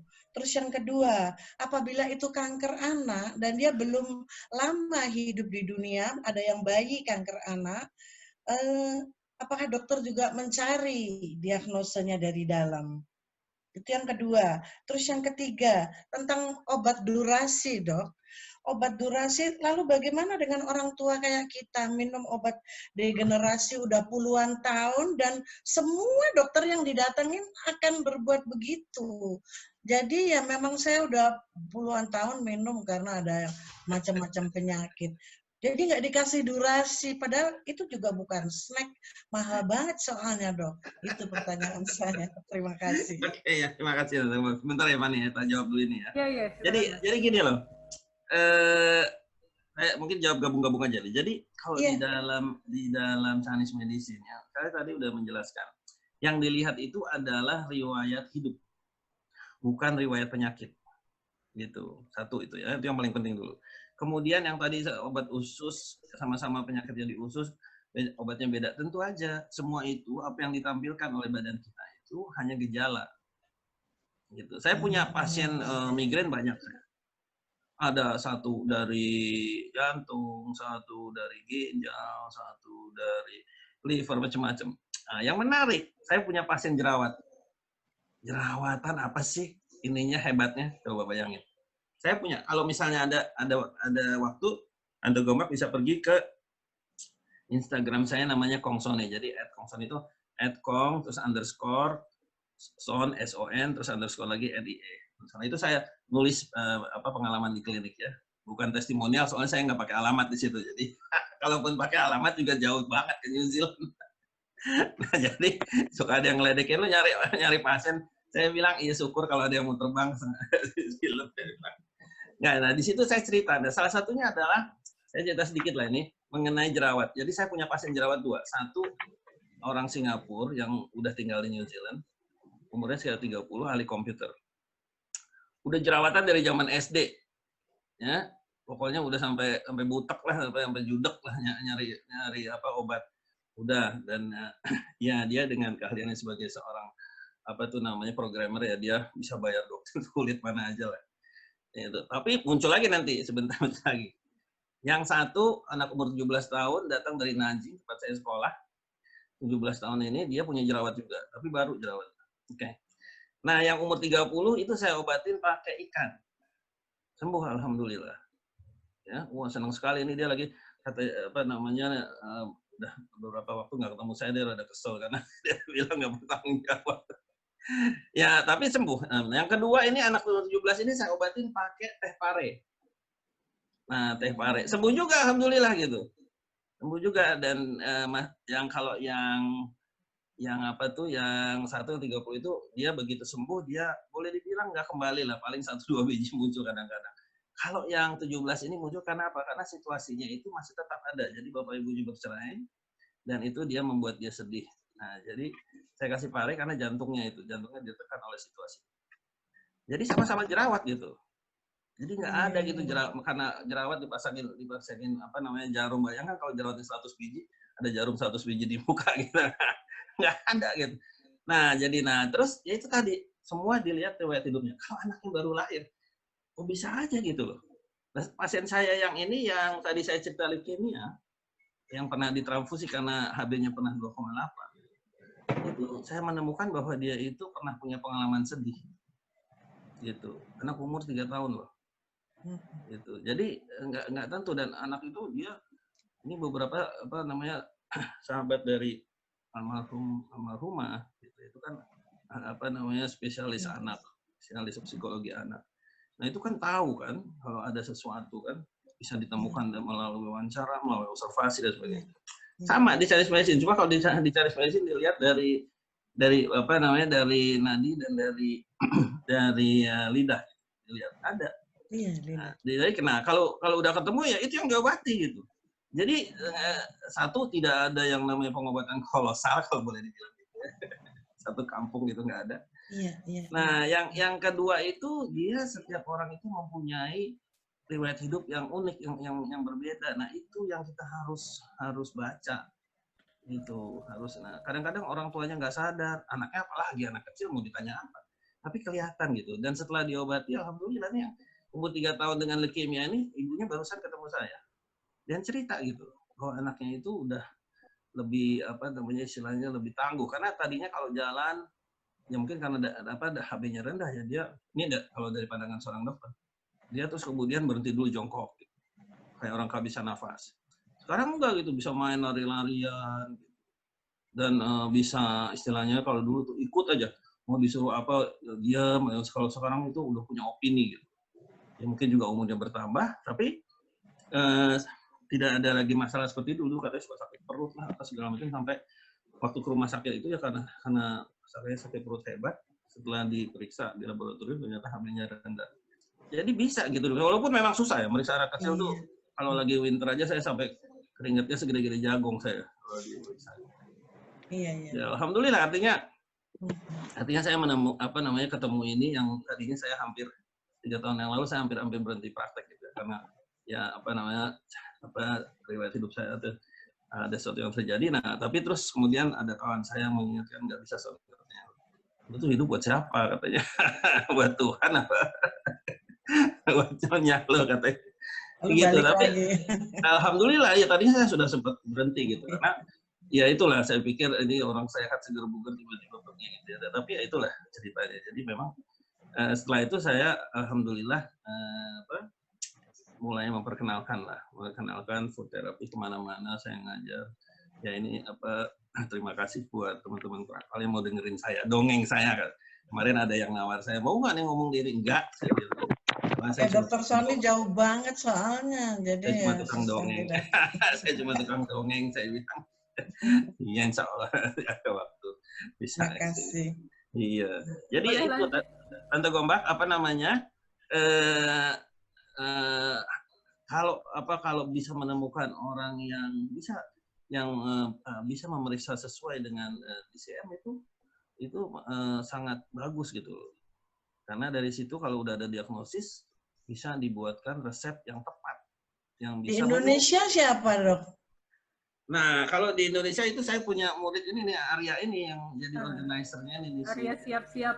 Nah, Arya ini dia biasanya suka dikerubutin dia sama pasien-pasien saya yang nggak bisa ketemu. Nah, jadi dia itu dulu sekolah juga di Tiongkok 7 tahun gitu. Sekolahnya cuma komplit nih, sekolah kedokteran barat sama sekolah Chinese medicine. Tapi akhirnya dia memilih ikut saya gitu. Nggak tahu kenapa dia. Padahal saya nggak pakai dukun guna-guna dia, tapi dia memilih. Dan dia ini punya kursus katanya ya. Jadi kalau saya sarankan belajar Chinese medicine dulu deh, lebih dalam supaya tahu, karena ini kan cuma sekilas nih sore ini nih. Ya nggak? Arya punya ya, nanti dikasih tahu ya. Ada kursusnya. Nah, boleh nanti ditawarin di akhir sesi. Khusus untuk awam. Jadi nggak limit. Ya. Mana ada pertanyaan lagi, Pak? Ya, ada Mas. Nih saya bacakan ya dari tadi. Arfan, terima kasih, Dok. Ini monggo. Ya, dari Arfan Yuslam Sungkar. Bagaimana dokter menyembuhkan orang yang kena angina pectoris itu menggunakan zikir selama 2 pekan dengan durasi setengah jam setiap kali. Apa keterkaitan zikir dengan diagnosis dia, seperti yang Bapak pernah cerita dulu? Ya, ya apa? Jadi siapa yang nanya ini? Arfan Yuslam Sungkar. Oh, Arfan ya. Oke ya, apa namanya Mas Arfan, terima kasih pertanyaan. Jadi zikir itu saya resepkan setelah saya mendapatkan diagnosis bahwa empedunya itu dia panas. Jadi empedu kalau di dalam Chinese medicine namanya, kalau di Mandarin itu namanya apa istilahnya itu, kalau nama julukannya itu Faguan, hakim katanya. Nah, dia ini lagi bingung nih, orangnya tinggal di New Zealand sama istrinya, tapi istrinya pengen pulang, dianya nggak mau pulang. Karena istrinya ada keluarga yang adiknya masih kecil-kecil gitu. Jadi dia lagi bingung berat lah. Tapi walaupun saya tahu ceritanya, tetap saya periksa. Nah, waktu saya periksa, ternyata empedunya itu panas sekali ya, yang menyebabkan akhirnya mengganggu liver. Terus kemudian entah kenapa badan itu kemudian di daerah sekitar dada sebelah kiri itu terjadi stagnasi daripada darah. Itu kalau teorinya Chinese medicine ya, karena livernya. Tapi yang saya obati bukan livernya, karena dari pemeriksaan saya ketemu yang sakit adalah empedu yang merupakan pasangan atau apa namanya working team lah ya, jadi pasangan kerja daripada liver. Kemudian saya obati livernya sesuai dosisnya gimana? Ya dosisnya sesuai sama kerusakan atau kelemahan dari si empedu itu. Saya lihat ini kerusakannya boleh dibilang agak parah lah ya. Kemudian saya minta dia zikir tengah malam menjelang subuh setengah jam ya tiap hari. Dalam 2 minggu hilang itunya, tapi dia masih meneruskan zikirnya. Ya saya nggak bilang 100% lah, tapi dia bilang udah hampir hilang gitu. Nah di kasus yang lain ada seorang konsultan tambang internasional, saya minta zikirnya cuma 2 kali. Satu pagi di subuh, satunya habis isya, 2 kali dan cuma 5 menit. Kemarin dia baru laporan nih, agak lambat dia. Dia laporan bahwa dulu suka pingsan-pingsan gitu, sekarang udah enggak, katanya udah seger katanya. Jadi memang harus diketahui diagnosis. Tanpa diagnosis obatnya itu ngelantur. Tanpa diagnosis. Jadi diagnosis itu yang harus dicari dan itu harus tepat. Nggak bisa ada kira-kira nggak bisa itu. Udah nggak ada lagi gitu. Chinese medicine sangat eksak, sangat tepat, dan ini yang membuat saya senang gitu. Ya jelek-jelek saya anak UI lah gitu ya. Ini ya jelek-jelek saya anak UI kan. Udah ada yang senyum-senyum, enggak maksudnya. Anak UI kan nggak ngomong katanya apa atau pokoknya begini aja gitu. Wah, saya dulu pernah kerja di rumah sakit jiwa ya waktu saya impres ya, baru lah. Itu kan kalau mereka ngomong begitu, saya bilang ini kalau orang udah ngomong pakai pokoknya ngomong terus katanya, waduh, saya bilang ini lulusan mana gitu kan ya. Saya juga masih bangga juga loh, walaupun saya apa namanya juga nggak pinter-pinter amat waktu di UI gitu ya. Agak som-som ya. Pinteran saya cuma 1. Dapetin Fitri. Lanjut nih Mas. Silakan. Ini ada dari Dini. Halo Dokter Sony, ini Dini temannya Fitri di bidang studi perkembangan. Oh iya Dini ya. Iya Mbak Dini ya. Ya, tertarik dengan CCM. Terima ya. kasih. Terus ada lagi pertanyaan dari Sri Lestari. Ubi cilembu sebagai obat, apa beda cara masak, beda hasil efektifnya? Ya, nggak ada sebenarnya, ya nanti masing-masing lah ya. Seperti misalnya saya gini, kalau cilembu itu dia jadikan apa aja boleh dia. Luar biasa itu. Itu satu, itu harusnya Indonesia itu bisa menjadi pengekspor cilembu yang terbesar di dunia. Kalau apa ada apa namanya orang di situlah di lingkaran Istana Bogor itu yang dengar, terus udah gitu ada investornya yang dia ngerti gitu, nah itu bisa gitu, karena memang ubi cilembu itu luar biasa. Jadi mau diolah apa aja, apa namanya, dia mempunyai tingkat kemanjuran yang sangat tinggi. Tentunya untuk diagnosis tertentu ya, bukan untuk semua penyakit. Kalau lobak ya di Indonesia itu lobaknya itu dia khusus gitu. Jadi khususnya apa? Dia itu agak mendinginkan sedikit ya karakter energinya. Maka dia harus dimasak dengan jahe. Jadi dia harus masak dengan jahe sedikit aja gitu. juga makannya nggak banyak juga, hanya beberapa iris apa gitu, tapi harus masak dengan jahe.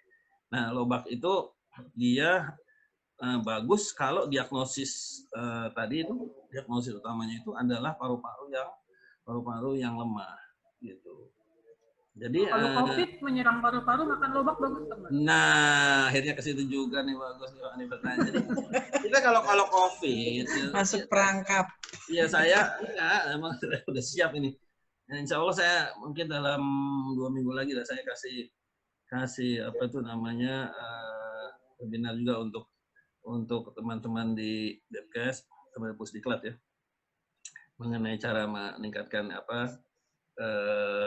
ketangguhan bukan imunitas saja ya. Nah, kalau COVID itu kalau di dalam hadis medicine ya, yang namanya bakteri, yang namanya virus, yang namanya apalah gitu lah, itu dia cuma disebut sebagai pengganggu. Ya, ada 6 pengganggu. Termasuk di dalamnya itu angin, perubahan suhu, ya, kekeringan atau kebasahan, lembab segala macam, itu ada 6 faktor.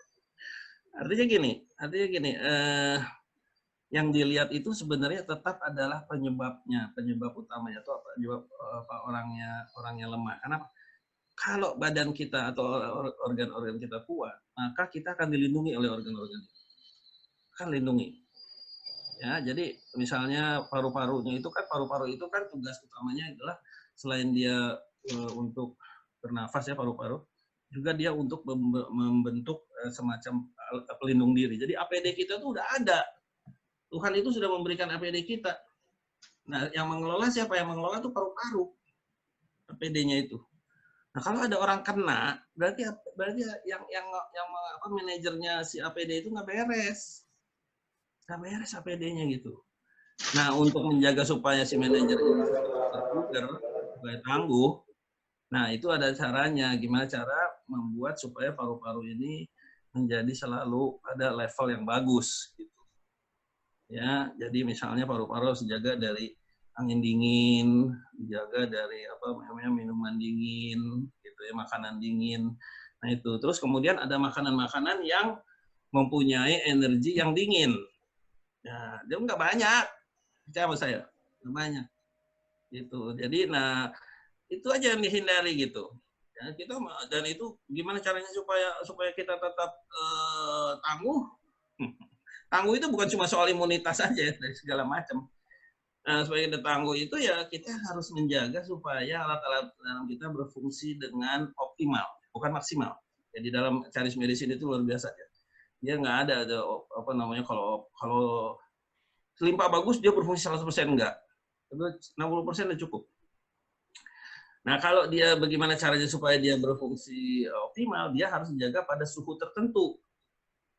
Nah, jadi suhu di dalam kita, ada dokter yang kaget-kaget waktu saya ngomongnya, kapan ya dia bereaksi. Saya bilang di dalam tubuh kita suhu itu sebenarnya ada pada level 55 derajat. Kalau di luar negeri itu level dari air keran, tap water itu yang pakai pemanas itu diukur ya sama si tukang ledengnya itu maksimal 55 derajat. Jadi kalau kita pasang lama dia akan mencapai pada 55 derajat, tapi itu udah nggak boleh naik lagi. Jadi itu panas sekali kan? Suam-suam kuku lah istilahnya. Gitu. Nah, saya itu juga sadar setelah, bayangkan mungkin 40 tahun waktu dulu saya lagi koskap di FK ya, di mana saya ingat waktu itu. Di Tangerang, Rumah Sakit Tangerang. Saya pernah diajak operasi nih sama lagi senior yang lagi ngambil bedah kalau nggak salah.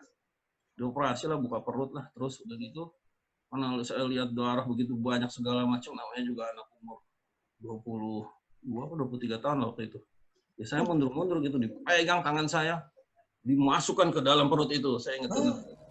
Sini Son, katanya, masukin terus gitu. Waktu di dalam itu saya lihat, rupanya lumayan panas gitu. Padahal saya pakai sarung tangan ya. Nah, saya ingat betul tuh itu kejadian itu. Tapi saya nggak merasa itu sesuatu yang penting gitu. Nah, setelah saya belajar Chinese medicine, saya tahu akhirnya, itu orang juga nggak menderita panas gitu, pokoknya yang lain lah urusannya lah gitu. Jadi saya baru tahu, itulah yang disebut hangatnya tubuh gitu. Jadi kehangatan tubuh itu 55 derajat. Nah, kalau kita makan atau minum sesuatu yang dingin, dia turun, terjadi gangguan pada alat-alat dalam.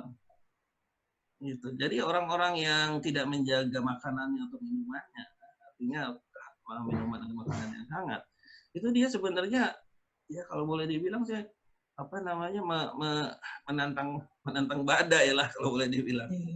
Menantang badai gitu. Saya pernah saya ditanya sama seorang spesialis gizi dan dia jengkel amat waktu saya bilang karena dia kan lewat telepon. Saya bilang saya nggak bisa. Itu tantenya kawan saya gitu, teman SMA saya bilang, tante mohon maaf saya nggak bisa ngomong apa-apa gitu, tapi yang saya bisa kasih tahu ini supaya hangat. Wah dia sengit banget gitu. Masa cuma itu ya? Saya mau ngomong apa lagi? Saya nggak periksa orangnya kan, gitu kan? Karena hanya melalui telepon. Jadi saya bilang disuruh minum yang hangat, dan sekarang sudah mulai ada orang-orang yang dokter lah ya, ada satu profesor yang mulai ngomong minum dan makan yang hangat lah katanya supaya kita itu lebih kuat. Nah, saya udah ngomong sejak awal isu ini pandemi ini berlangsung, saya udah bicara sama banyak pihak. Ya, bukan banyak orang lagi, banyak pihak. Dan reaksinya ternyata tidak banyak yang positif gitu. Jadi saya bilang yang penting saya udah menjalankan tugas saya gitu. Saya jujur, saya nggak ngebohongin orang, nggak narik untung kayak gitu kan.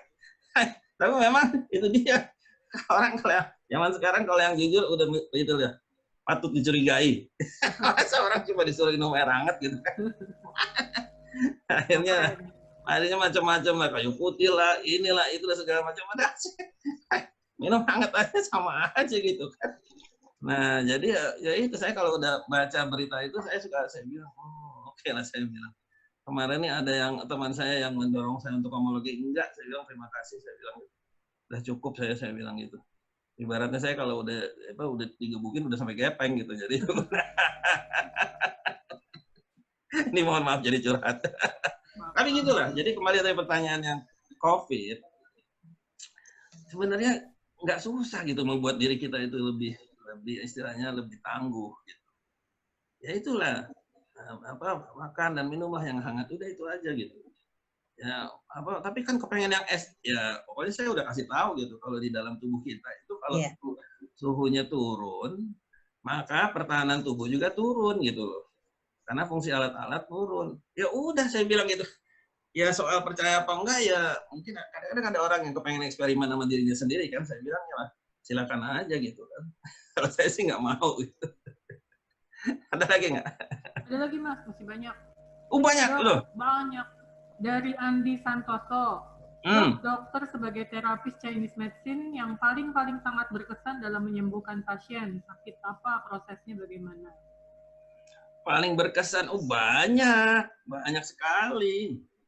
Banyak pasien saya itu, saya kan udah bilang pasien saya itu kanker itu boleh dibilang ya nggak tiap hari, tapi kalau tiap minggu selalu ada lah. Dan yang kanker di klinik saya itu selalu stadium 4. Terminal, bahkan post terminal gitu. Jadi emang udah dibuang lah gitu kan sama dokternya. Jadi datang ke saya gitu ya, udah ada yang masih pakai obat, ada yang udah nggak pakai obat sama sekali. Ya alhamdulillah gitu kalau mereka betul-betul memang ingin sembuh ya. Jadi mereka itu menuruti semua resep ya. Kalau saya udah nggak pakai nasihat lagi, saya bilang ini resep. Jadi misalnya kalau saya suruh makan lobak, ya dia makan lobak gitu ya. Mau hujan badai topan ya pokoknya makan lobak. Kalau yang nurut itu alhamdulillah sembuh. Yeah. Jadi kalau yang berkesan ya saya bilang banyak sekali gitu ya. Banyak sekali yang juga berkesan itu sebenarnya lebih pada penyakit yang sifatnya psikis gitu. Itu yang paling berkesan. Kalau yang fisik ya pasti senang sekali kan. Saya kalau lihat pasien itu sembuh itu wah, rasanya itu ya. Nggak bisa. Maksudnya penyebabnya psikis tapi lalu kena fisiknya gitu ya? Bisa dua-duanya. Jadi kalau terima kasih Bang ini atas sinyalmennya. Kalau di dalam Chinese medicine ya, yang namanya faktor atau aspek fisik dan aspek psikis itu tidak terpisahkan. Nggak bisa. Jadi kalau lagi diobati yang fisik, yang psikisnya juga sama lagi diobati. Demikian pula sebaliknya. Sama gitu. Sehingga kalau orang-orang yang secara fisik itu lebih baik, ya, maka dia secara psikis itu juga akan lebih baik. Gitu. Jadi ya itu akan lebih baik. Saya sebenarnya nawarin untuk kalau misalnya nanti semuanya berjalan lancar, saya mungkin buat Krakal saya kepengen bikin juga mengenai 7 emosi. Itu juga menarik juga itu. Nanti dia dirancang lah sama Arya. Nah, jadi yang kalau kembali lagi pertanyaan mana yang paling menarik, saya rasa semuanya menarik ya. Menarik dah. Jadi ya, dan termasuk misalnya ada orang yang saya punya pasien satu didiagnosis schizofren, bayangkan. Nah, ini teman-teman psikologi pasti tahu lah. Schizofrenia selama 22 tahun. Sudah minum obat psikotik selama 22 tahun. 22 tahun. Ya. Nah, terus udah gitu akhirnya berobat sama saya. Itulah saat waktu itu saya mulai menggunakan makanan. Selain apa namanya, tusuk jarum ya. Akhirnya setelah berobat agak lama juga sih, mungkin ya hampir 1 tahun ya, dia akhirnya sembuh. Setelah dia sembuh, dia berhenti minum obat itu. Karena apa? Tubuhnya menolak obat itu. Kalau dia minum, waduh, udah macam-macam dia rasanya. Akhirnya dia berhenti. Jadi bukan saya yang berhentiin, dia sendiri. Dia bilang, nah, akhirnya dia berhenti minum obat, terus kemudian dia itu berubah juga orangnya, responsnya. Dulu dia itu selama puluhan tahun tuh dia dibully sama teman-teman kerjanya. Nah, setelah dia bagus, dia tahu dia dibully. Dulu kalau dibully dia diam aja. Dia itu kayak zombie, jadi diam aja gitu. Nah, obatnya kan tranquilizer yang sangat kuat. Tahulah teman-teman ini. Tranquilizer yang sangat kuat. Jadi dia berhenti obat itu, dia jadi lebih aware ya, lebih sensitif. Sensitif dalam arti yang baik ya, bukan sensitif. Jadi gampang marah enggak. Jadi dia ada temannya itu, kalau ada yang suka ngeledekin dia, pokoknya habis-habisan lah kalau diledekin sama orang gila kalau segala. Dia diam aja. Begitu dia udah sadar, langsung dia jawab, kamu juga badan gemuk kayak gitu aja ngomong nggak karuan. Akhirnya setelah itu saya dipanggil, saya ditelepon sama manajernya. Manajer dia kan kerja di rumah perawatan orang autis ya. Saya ditanya sama manajer, kamu apain tuh staff saya? Enggak saya apa-apain, saya obatin, saya bilang. Emang kenapa? Enggak nih, teman-temannya pada laporan sama saya. Sekarang dia ngejawab katanya kalau diledekin. Lah, saya bilang di New Zealand itu ngebully orang tuh bisa dihukum kalau orangnya lapor. Nah, akhirnya benar-benar teman-teman yang ngebully itu dikeluarkan gitu oleh perusahaannya. Dipindahkan lah paling nggak tempatnya. Ada satu yang dikeluarkan kalau nggak salah.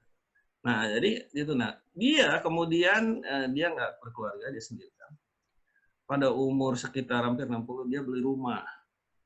Gitu, udah lebih happy, lebih apa gitu. Dan kondisinya lebih baik. Itu menurut saya. Dulu itu waduh, badannya udah tinggi besar ya. Kayak siapa sih pokoknya besar lah badannya itu. Nah, itu jadi mengerikan kan gitu. Tapi ya benar orangnya itu baik, dan setelah dia sembuh itu dia menjadi orang yang sangat lembut gitu. Ya, itu mungkin yang salah satu yang bisa saya tampilkan. Banyak sekali ceritanya, banyak sekali saya. Beberapa yang saya bisa tulis ya saya coba tulis supaya orang bisa tahu bahwa Chinese medicine yang original itu bisa menyembuhkan kondisi kesehatan hampir apa saja. Asal tadi itu diagnosisnya bisa ditemukan. Itu aja syaratnya. Kalau obatnya nggak sama, apalagi di Indonesia. Daun pepaya belakang rumah, daun singkong tetangga, ya nggak seru. Orang Asia saya nggak populer di New Zealand di kalangan orang Asia. Kenapa? Orang Asia itu nggak kepengen dikasih obat begituan, nggak ngetop, gitu, nggak keren gitu. Jadi dia kalau dikasih itu kan ada pasien satu saya suruh minum jahe gitu. Udah beberapa lama saya tanya, kamu minum nggak jahenya? Ya gitu deh. Gitu. Saya bilang kalau dia cowok udah saya tonjok. Iya, padahal dia nggak sembuh gitu. Obatnya murah ya, enak dapat. Iya, dia tuh nggak keren, Fani, nggak keren. Orang Asia tuh kudu keren gitu. Jadi kudu keren kan, nanti berobat sama dokter bule di foto dipasang di Facebook kayak gitu. Nah, kalau berobat sama saya dipasang di mana, nakutin tikus. Itu kan nggak seru gitu. Jadi makanya alhamdulillah sih pasien saya, ya karena saya juga di sana, 90% itu orang bule gitu pasien saya. Ini bukan buat sombong atau rasis ya, enggak. Dan mereka itu orang bule itu kebanyakan sudah berobat 30 tahun, 40 tahun, pasien saya tua-tua, 20 tahun. Itu kalau udah sembuh nggak mau berhenti berobat. Udah nggak mau kehilangan level kesehatannya. Gitu. Dan mereka itu konsekuen gitu. Jadi kalau misalnya saya marahin tuh mereka bahkan kalau belum dimarahin udah ngaku dosa dulu gitu.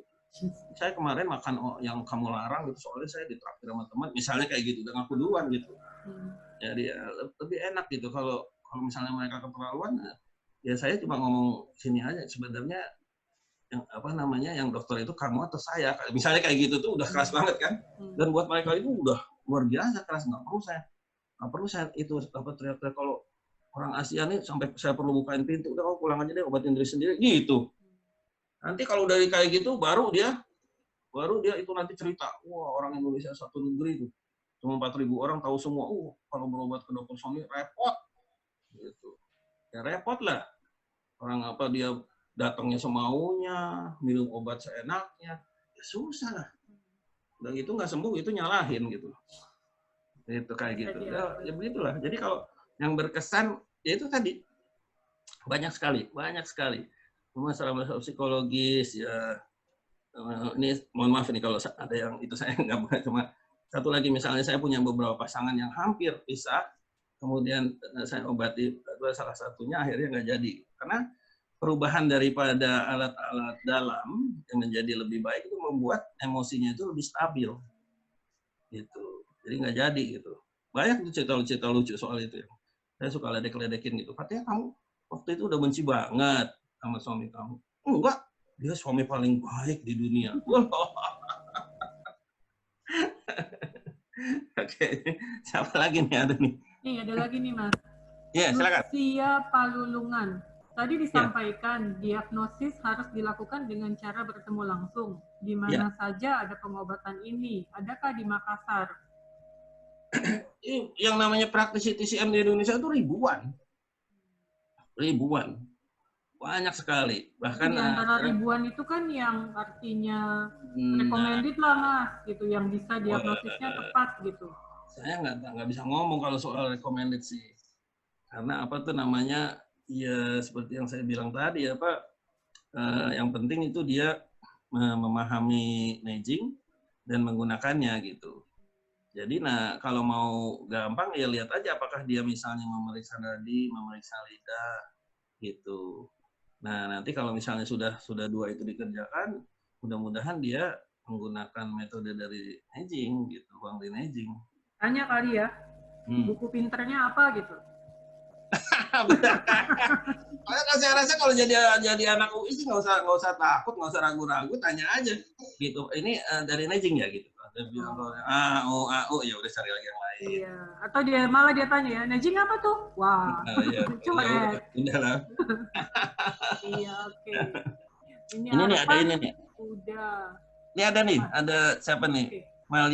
Willy Maria, energi apakah deteksi titik apa Willy Maria.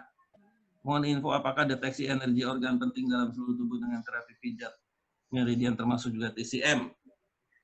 Ya, jadi meridian itu adalah jalur energi di dalam tubuh manusia. Ini mestinya nih, ini ditanyanya nih di kelasnya Arya nih ya nih. Jadi saran saya nih Willy Maria nih, hubungi aja nih Dokter Arya untuk ikut online course ini.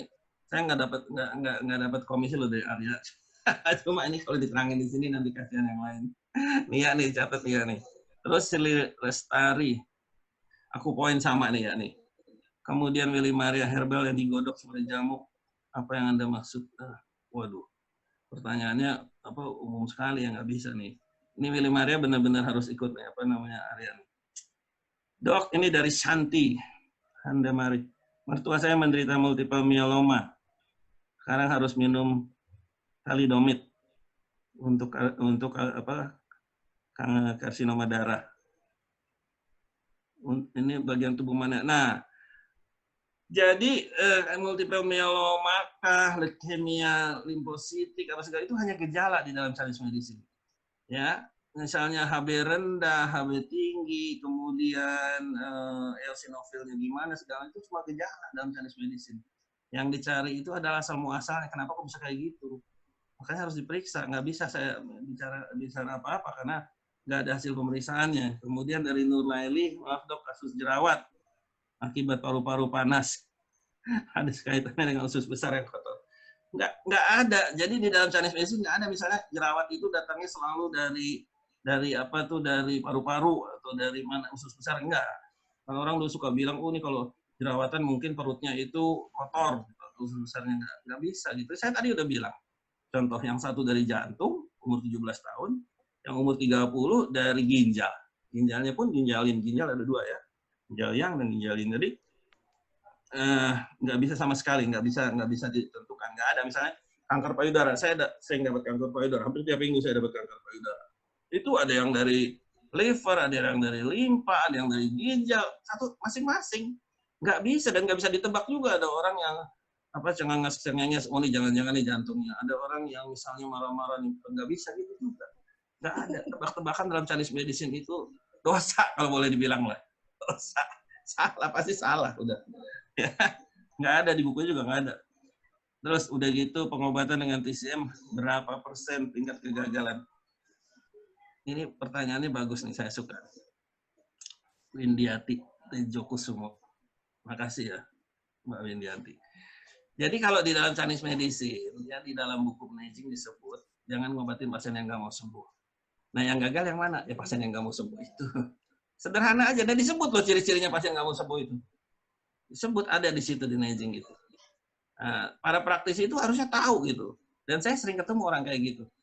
Gayanya luar biasa. Ya kalau datang pakai nangis-nangis, pakai segala macam. Sampai saya kadang-kadang suka bercanda gitu. Saya mesti pasang CCTV kali ini atau video gitu ya. Supaya kalau dia misalnya nanti belakangan hari jadi aneh gitu, istilah saya jadi aneh. Saya mau puterin videonya, tapi saya pikir orang kayak gitu nggak ada gunanya. Orang kayak gitu nggak ada gunanya karena dia akan melakukan hal yang sama pada setiap orang. Ya, pada setiap terapis maksud saya. Dulu pernah saya itu datang itu ada suami istri dengan anaknya yang eksim umur 1 tahun ya. Eksimnya berat ya, jadi dia berdarah-darah itu mukanya ya. Mereka bilang 1 tahun nggak tidur karena si anak ini nggak tahu terus kan. Dan itu nangis hebat gitu. Wah, udah nangis. Begitu 2 atau 3 kali itu yang di mukanya sudah mulai sembuh, padahal saya belum selesai diagnosis. Udah gitu mulai dia mabal istilahnya. Nggak datang tepat waktu segala macam. Sampai kali ke-5 gitu juga. Akhirnya udah kali ke-6 saya bilang ini. Waktu kali ke-6 saya bilang gini deh, Bapak Ibu pulang diskusi mau berobat terus yang serius apa enggak. Kalau nggak serius nggak usah. Kalau serius nanti kita lanjutkan. Udah nggak pernah balik lagi seumur hidup. Aneh kan? Padahal dia sudah bilang udah setengah mati. Begitu dia itu nih, ini STNK saya habis, mobil saya mogok, segala macam. Iya, saya udah tambah kayak gitu. Nah itu di dalam Neijing saja ya. Di dalam Neijing udah dikasih tahu gitu, pasien yang gitu tuh nggak mau sembuh, udah nggak usah diobatin katanya. Tapi tadinya saya pikir, waduh ini kok sadis amat gitu ya. Tapi ternyata betul. Gitu. Dan orang kayak gitu tuh kelihatan. Emang kalau udah yang gayanya luar biasa itu emang rada mengerikan gitu. Gitu. Malah biasanya saya ketemu pasien yang nggak terlalu ngoceh. Tapi waktu saya periksa, loncat saya. Langsung saya panik karena kondisi alat dalamnya itu, kalau dalam istilah TCM itu sudah sangat kritis gitu. Gitu. Jadi nggak bisa sebenarnya nggak bisa ditebak sih. Jadi itu kalau misalnya tadi ada yang tanya pasien apa yang paling menarik yang kayak gitu karena ngabisin waktu gitu loh, ngabisin waktu pasien lain, ngabisin waktu. Bukan sih saya merasa saya hebat gitu, cuma kan kasihan pasien lain akhirnya nggak ada waktu buat ketemu saya gitu. Ya, pernah saya ngomong di depan seorang pemuka agama soal itu, yang dia datang berobat sama saya. Saya bilang, menurut Bapak, orang kayak gitu gimana Pak? Orang yang bermain-main dengan nyawanya. Dia bilang, waduh, nggak tahu ya. Terus dia menghalangi orang lain ketemu saya, karena waktunya dipakai. Gimana Pak? Oh ya itu, iblis itu katanya. Iya dong, kan dia ada orang yang mestinya ketemu saya gitu, mudah-mudahan bisa ditolong, akhirnya nggak bisa ketemu, karena dia main-main gitu dengan waktu itu. Nah itu yang menarik. Ini nih. Kita udah jam 5 loh ini, gimana nih? Ya oke, bentar lagi. Kasihan nih masih banyak lagi. Oke. Nah terus aja. Nih, kenapa dokter meninggalkan herbal? Kenapa dokter meninggalkan herbal Cina beralih ke food therapy? Ya, pertanyaannya nih. Kalau ada orang dikasih herbal rasanya amit-amit sama dikasih soto Bandung, kira-kira jadi pasien kalau jadi pasien sama yang mana? Kan gitu pertanyaannya siapa nih? Ade Yuslam, Arfan Yuslam. Yang tadi nanya. Kan enak kan ngobatin orang, bikin happy kan, ya kan, bikin gembira kan. Ini obatnya nih, soto Bandung. Waduh, dia pasti kan seneng banget kan, gitu kan. Ya itu aja. Enggak, tapi gini loh.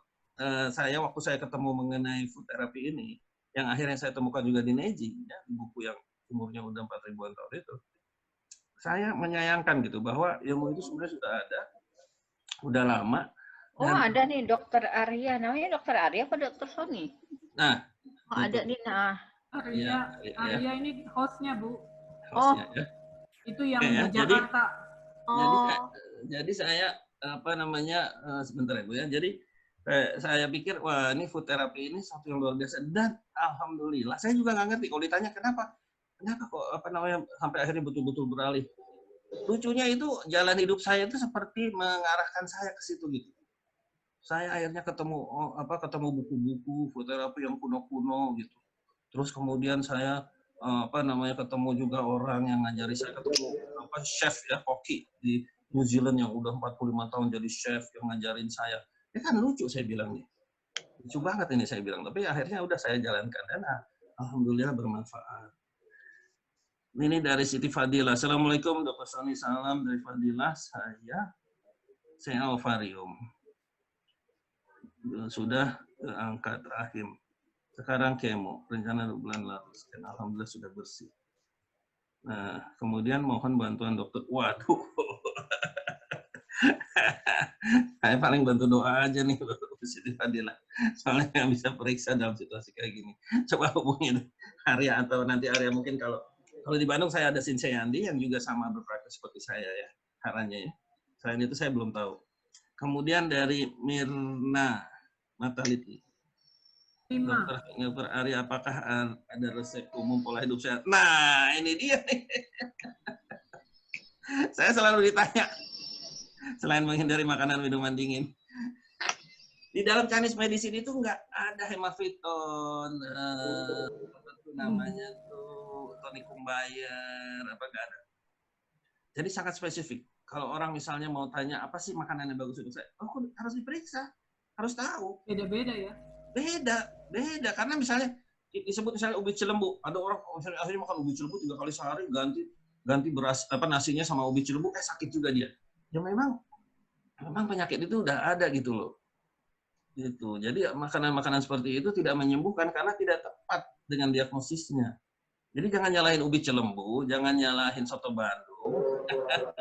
Harus dicari tahu dulu. Ya nggak ada sama sekali. Seperti gitu nggak ada. Makanya ya mohon maaf nih kalau ada teman-teman yang mungkin berurusan sama apa namanya industri farmasi. Industri farmasi barat itu bencinya setengah mati sama Chinese medicine. Karena nggak bisa dijual. Ya. Bisa dijual. Ya, jadi harus dicari tahu. Kemudian boleh minta kontak dokter Arya tuh ya, dicariin lo ya. Syukurin lo ya. Udah dikasih. Nanti saya share lagi di grup. Syukurin lo ya, dicariin lo ya. Tante tapi baik-baik semua ya, jangan khawatir. Indo. Nah, nih kan jadi lebih lengkap katanya tuh. Siapa nih? Ai Tarno, ikutan aja terus nih. Lebih lengkap. Putur herbal makanan tuh. Ai, iya. Oh, hari ini terus apa ngawasin saya terus dari jauh nih. Buntutin saya ya. Makasih ya. Iya, makasih. Emang buntut ya, Mas. Jadi ingat jadi Mas, tapi berarti makanan begitu ini nggak cuma buat kanker kan? Buat penyakit-penyakit lain juga bisa ya? Ada gitu. Jadi misalnya saya sendiri ya, ini bukan saya membuka aib gitu. Saya sendiri itu terus terang akhir-akhir ini jantung saya tuh suka lemah gitu. Nah, jantung saya lemah, ya sedih lah gitu ya. Macam-macam lah situasi ya. Jadi saya sering kalau saya lihat jantung saya tuh agak lemah ya saya makan daun pepaya gitu. Daun pepaya. Jadi saya sering makan daun pepaya. Saya udah biasa tuh pepaya, air rebusan daun pepayanya saya minum gitu. Udah biasa aja gitu. Tapi ya artinya konsep daripada jantung lemah itu adalah konsep TCM gitu Fanny. Jadi nggak bisa terus saya diperiksa eko saya jelek, EKG saya jelek, enggak. Harus parameternya parameter TCM. Nah, maksudnya misalnya kalau buat selain kanker yang sakit diabetes gitu. Itu juga bisa juga ya dicari. Oh, semua. Saya ngobatin apa deh? Fani mau nanya penyakit apa deh? Diabetes udah, apalagi? Autoimun, sering. Apalagi? Kan saya udah bilang, sakit jiwa aja udah komplit itu. Jangankan namanya itu. Schizofren udah pernah saya. Wah, Mas siap-siap nih, habis ini diuber-uber deh. Diuber? Uber saya kemana? Ya Arya yang di Uber tuh ya, syukurin lah ya. Ini Arya nih murid saya paling rajin di Indonesia. Ya, saya pernah mengajar kepada 31 orang, bayangkan 31 orang praktisi TCM di Indonesia. Itu harus dari dokter nggak sih, Mas? Enggak. Oh. Ya, cuma kalau dokter ada keuntungan kan bisa lebih gampang ya. Komparasi ya. Ya. 31 orang untuk ngajar pemeriksaan Nadine. Ini dari 31 orang, Arya yang ngikutin saya selama 3 tahun nggak berhenti coba. Yang lain udah meretel semua. Itu ya, padahal saya udah kasih kunci-kuncinya apa segala macam, yang lain mereteli semua udah. Ya alhamdulillah ya, gitu Arya ini udah kayak ponakan saya, kebetulan kan bapaknya sekelas dulu, angkatan waktu di FK. Ya gitu. Jadi siapa lagi nih?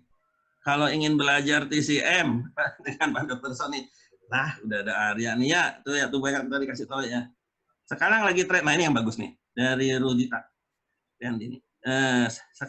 Sekarang lagi di tren jus dari seledri. Nah, pertama seledri itu kan kalau dibilang kan katanya buat apa tuh, buat darah tinggi ya, yang terkenal ya. Nah, kalau di dalam Chinese medicine seledri itu dia punya karakter itu yang mirip sama ginjal karena cara tumbuhnya.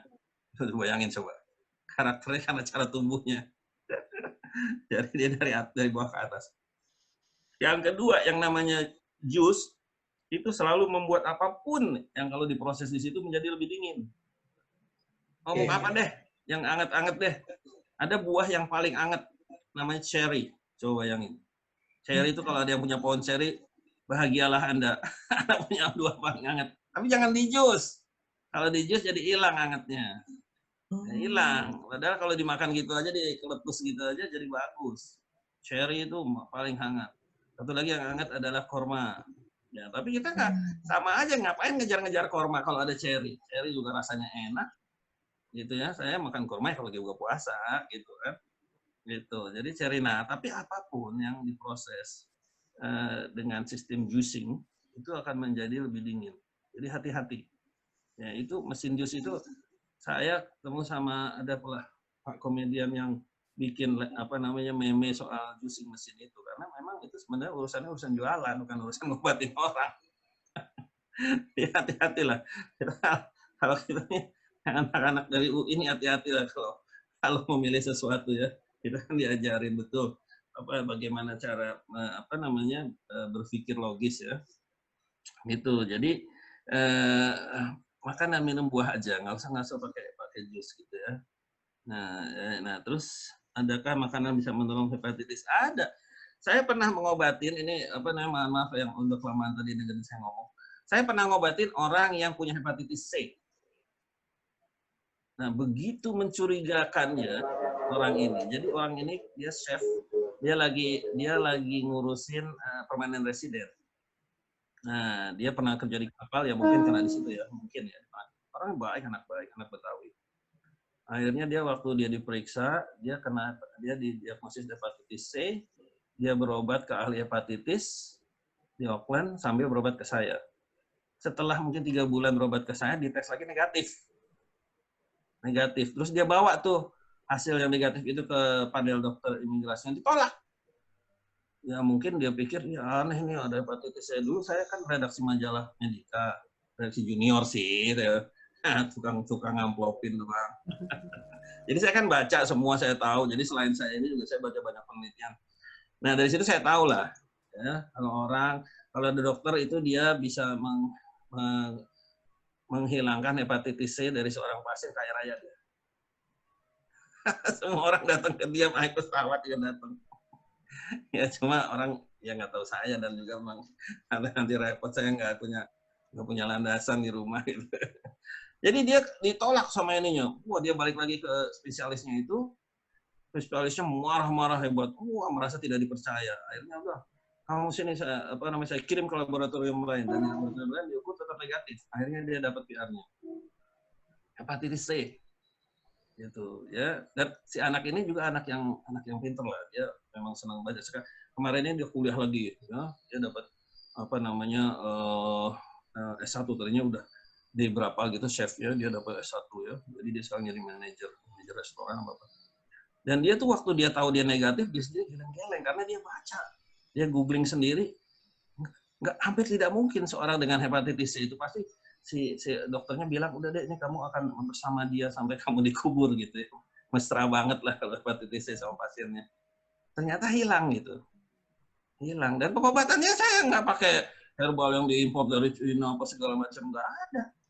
Biasa-biasa aja. Biasa-biasa aja gitu. Makanannya juga waktu itu saya belum 100% menggunakan terapi makanan, tapi ya biasa-biasa aja, nggak ada yang istimewa. Nah, itu ya. Jadi itulah. Jadi hepatitis B sering banget. Ya. Ini mohon maaf ini bukan saya sombong, tapi sering banget hepatitis B. Sering banget. Gitu. Jadi alhamdulillah biasanya negatif. Giardia lamblia, kemarin saya punya pasien negatif. Pasiennya sampai nggak percaya pasiennya. Nah, bisa negatif. Nah, makanan bisa mengurangi bersin. Waduh. Alergi, Mas? Alergi sama aja. Saya ngobatin orang alergi, autoimun, asma. Wah, asma. Saya pernah dapat pasien umur 13 tahun lagi asma attack, lagi serangan asma dengan demam tinggi. Nah,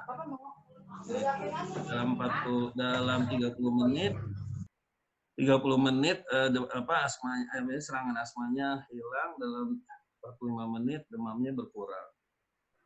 Alhamdulillah. Ya, tapi dilanjutkan pengobatannya ya. Itu nggak ada sulap dalam Chinese medicine, nggak ada sulap.